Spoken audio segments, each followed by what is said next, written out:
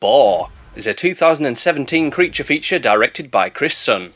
A family holiday in the Australian outback turns into a nightmare when they encounter a gigantic and monstrous wild boar with an unending appetite for destruction and a taste for human flesh. Now, before I get into the review, I just wanted to ask if you could please like and subscribe to my channel. It would really help me out, so thanks. So, Boar is a bit of an odd one for me. You see, I watched it years ago and didn't think much of it, promptly forgetting about it until recently. After watching it again, however, I've got to say that I had an absolute blast with this movie. Now, it's no secret that I love creature features, and I think Boar is a pretty good one. Unfortunately, the movie doesn't make the best first impression with its opening scene.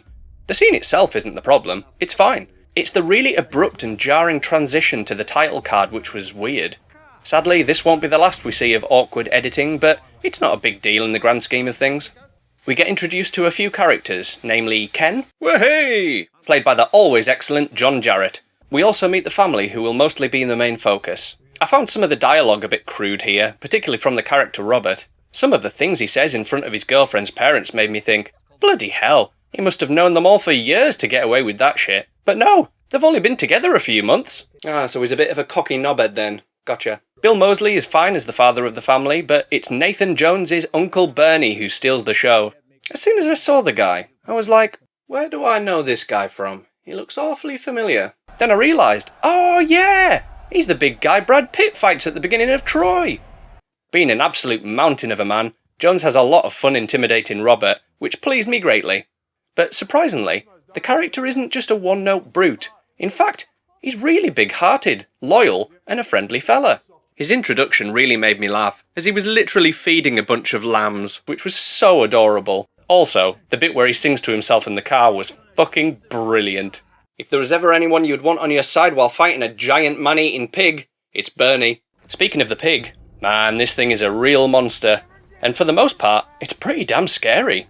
Well, at least the practical boar is. The CGI boar is used sparingly, and that's a good thing because it doesn't look anywhere near as good or as menacing. I really like that the monster was kept off screen for a good bit of the film too. Despite not directly seeing it, the film does a good job of building this thing up as a real threat. And let's just say when the boar gets to killing, oh man is it brutal. This is a surprisingly gruesome film, with people being impaled on tusks and having body parts ripped off. It's pretty cool, and the practical gore effects are great.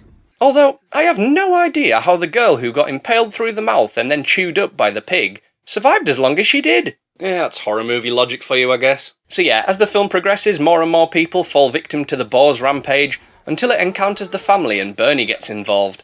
The scene at the shed where Bernie fights the boar is really fun, and I was rooting for him, shouting, "Go on, Bernie! Just think of all the bacon you'll get out of it!"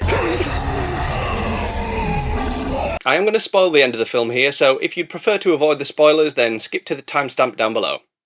So by this point in the film, it looks as though Bernie's been killed by the boar, which made me sad, and the ladies were now on the run and being stalked by the beast.